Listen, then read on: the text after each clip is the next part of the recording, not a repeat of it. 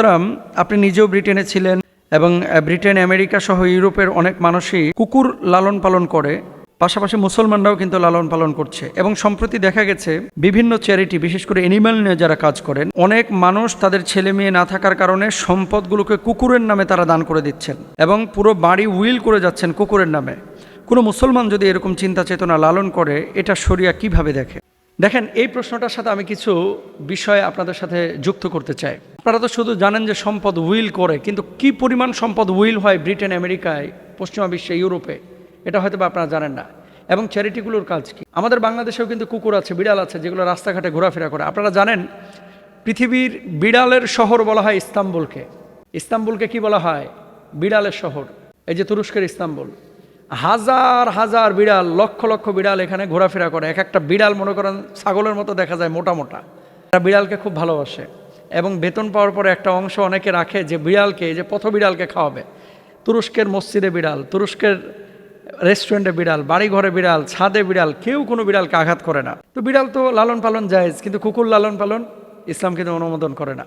হাদিসের মধ্যে আছে ওই ঘরে রহমতের ফেরেশতা প্রবেশ করে না যে ঘরে কুকুর লালন পালন করা হয়। এখন আসেন, ব্রিটেন, আমেরিকা এবং ইউরোপে মূল সমস্যাটা হচ্ছে এরা তো বিয়ে শাদী করে না, অনেকে বাচ্চা কাচ্চা নেয় না। এখন লাইফটাকে এনজয় করার জন্য এরা বাচ্চা কাচ্চাও নিতে চায় না। কুকুর লালন পালন করার কারণে এদের ভালোবাসাটা কুকুরের উপরে চলে যায়। এখন যখন মারা যায় ওই কুকুরটা তো জীবিত থাকে, তো চিন্তা করে আমার মৃত্যুর পরে এই কুকুরকে দেখবে কেনা। তখন তারা চ্যারিটির সাথে এঙ্গেজ করে এবং নিজের যে বাড়িটা, ধরেন লন্ডনের বাড়ি, নিউ ইয়র্কের বাড়ি, অথবা ক্যালিফোর্নিয়ার বিভিন্ন অঞ্চলের বাড়িঘর, এগুলো কি করে? ডোনেশন করে দেয়। এমনই একটা উদাহরণ দেখেন, গুন্থার ডগ ট্রাস্ট, মালিক জার্মান কাউন্টেস, সম্পদ প্রায় 400 মিলিয়ন মার্কিন ডলার। কুকুরের নাম হচ্ছে গুন্থার, ব্যবস্থাপনা ট্রাস্ট ফান্ড।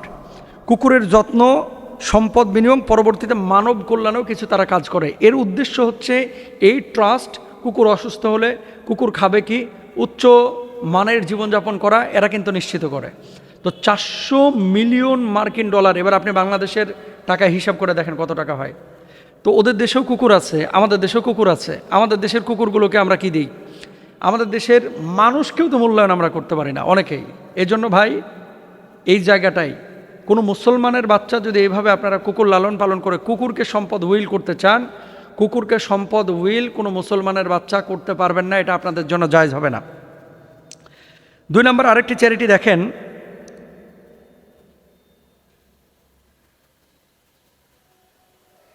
আচ্ছা 2 নম্বর আরেকটি চ্যারিটি, সেটা হচ্ছে লিওনা হেলমসলি। কুকুরের নাম হচ্ছে ট্রাবল, আর এটা হচ্ছে যুক্তরাষ্ট্রের। উইল করা হয় 2007 সালে। প্রথমে সম্পদ ছিল 12 মিলিয়ন মার্কিন ডলার, পরে আদালত কমিয়ে এটাকে 2 মিলিয়ন মার্কিন ডলারে নিয়ে আসছে। আচ্ছা, এটার লক্ষ্য কি? কুকুরকে উচ্চমানের জীবনযাপন করানো, উচ্চমানের জীবনযাপন। আপনারা জানেন যে ওয়ার্ল্ডের এখন বহু দেশে কিন্তু কুকুরের হোস্টেল তৈরি হয়েছে। মানে মালিক এখন ফ্রান্সে বা জার্মানিতে ঘুরতে যাবে, তো কুকুরকে হোস্টেলে রেখে যেতে হয়। এবং কোন বেলা কি ফুড মেনু দিচ্ছেন, এটা কিন্তু আবার ওই যে চিপসের মাধ্যমে, চিপস মানে হচ্ছে ক্যামেরার মাধ্যমে তারা কিন্তু অবজার্ভ করে এবং আপনাকে এই তথ্য প্রতিবেদন কিন্তু জমা দিতে হয়। তো এই ট্রাস্টটাও কিন্তু কুকুরের নিরাপত্তার জন্য কাজ করছে, নিয়মিত মেডিকেল সেন্টারে কাজ করছে। এরপর দেখেন ডগ ট্রাস্ট, 1891 সালে এটার প্রতিষ্ঠা এবং বিভিন্ন ব্যক্তির উইলের মাধ্যমে এটার বর্তমান প্রায় 1 লক্ষ পাউন্ড থেকে 5 মিলিয়ন পাউন্ড।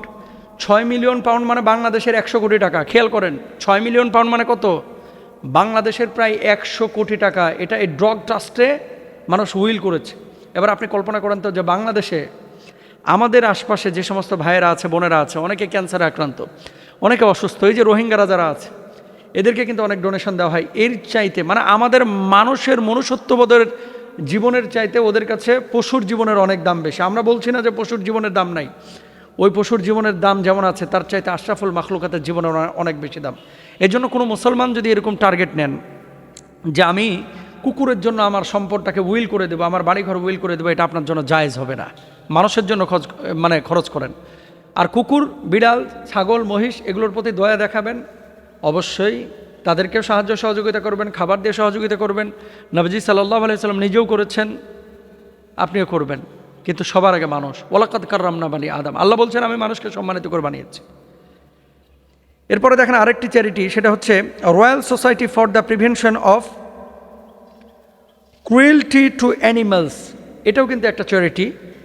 এদের প্রতিষ্ঠা হচ্ছে 1824 সালে এবং এখানকার প্রায় করা সম্পদের পরিমাণ 1 মিলিয়ন পাউন্ড। খেয়াল করেন, চ্যারিটি ফান্ডে দেওয়া হয়, পশু কল্যাণ ফান্ডে দেওয়া হয়।